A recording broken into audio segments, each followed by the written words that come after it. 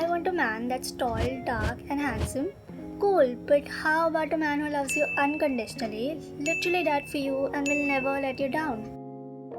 Valentine's Day is around the corner, and almost every adult who is single absolutely dreads it. If you're one of them, this video is for you.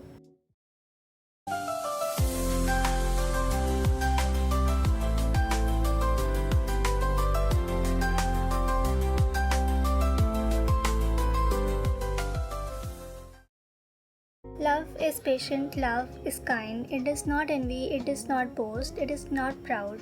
It does not dishonor others, it is not self-seeking, it is not easily angered, it keeps no record of wrongs.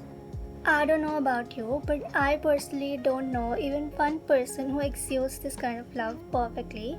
Jesus, however, displayed this love to the fullest extent when he came down from heaven to live among us.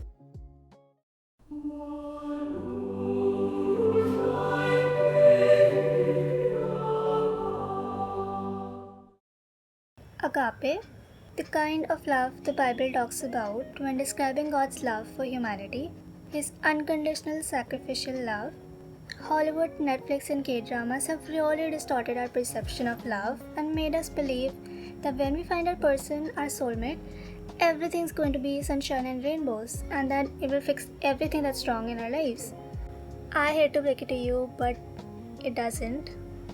I have a friend who was single all her life, and being in a relationship was all she ever wanted, and well, when that dream was fulfilled, it did not fix anything for her.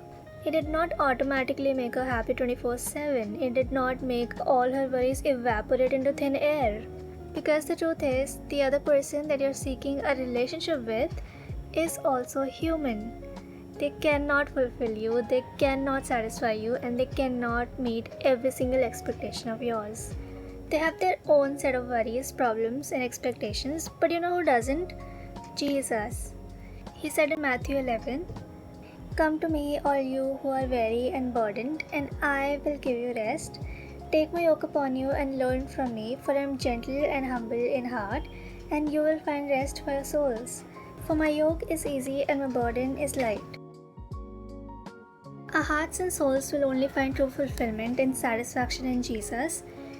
If you don't believe me, at least believe King Solomon, who literally had everything this generation desires. Wealth, wisdom, power, success, pleasure, influence, you name it, he had it all.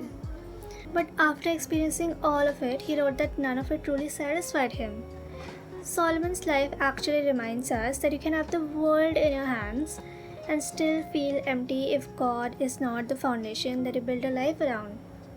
In fact, the Bible says God is love, and that the very reason we have love in our hearts is because He first loved us. He loves us so much that out of everything He made, He created us humans in His own image. He loves us so much that when He could have created us like robots and could have forced us to choose Him no matter what, He gave us free will instead. He loves us so much that when our forefather Adam disobeyed Him in the Garden of Eden, God already had a plan to redeem the same humanity who sinned against Him. He loves us so much that He sent His only begotten Son Jesus into the broken, sinful world, that whoever believes in Him will not perish but have eternal life. He loves us so much that instead of pouring out His wrath on us sinners, He chose to pour it on His Son Jesus at the cross. He loves us so much that despite our sinful nature, He still gifted us eternal life through the death and resurrection of His Son.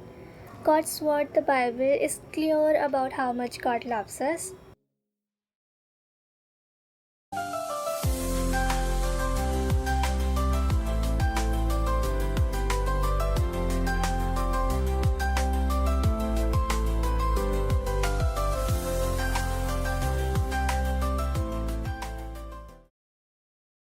If you are someone who does not know or believe in God, I just want to tell you that that does not change God's perception and love for you.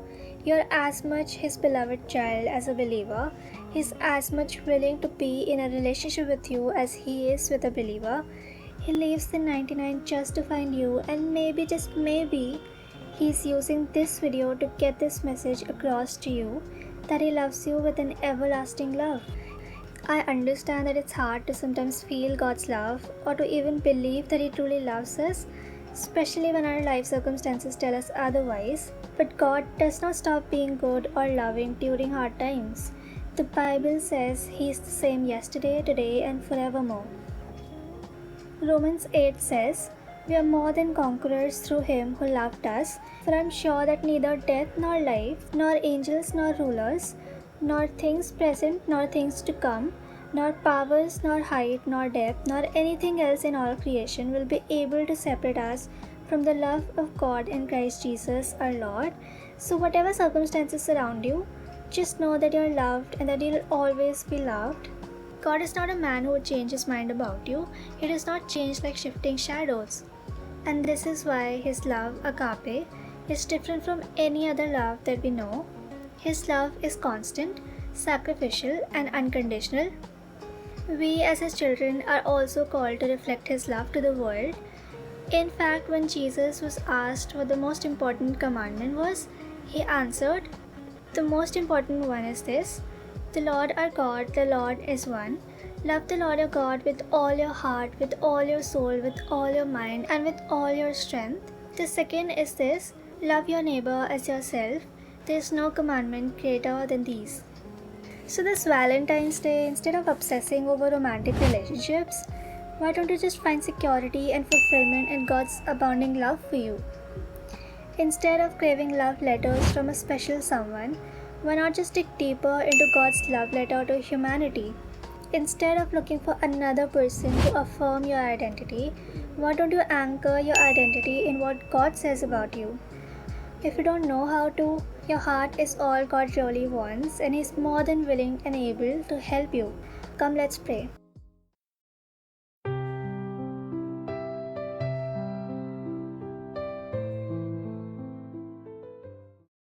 Heavenly Father, thank you for your everlasting love.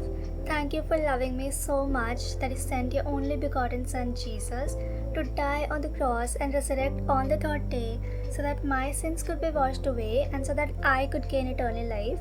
Thank you, God, that when I deserved your wrath and to be burned in hell forever, your Son Jesus willingly went to the cross to bear your wrath in His body on my behalf so that I could be made righteous in your eyes. Thank you, Father, for calling me your child even when I acted like your enemy by sinning against you.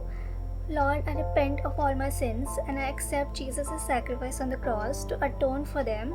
Father, have mercy on me, a sinner. Fill me with the Holy Spirit. Help my identity to be anchored in Christ, not in culture. Lord, help me to live for your approval, not for the approval of others. And most of all, Lord, help me to believe that you love me regardless of what my circumstances make me believe. In the precious and holy name of Jesus, I pray. Amen.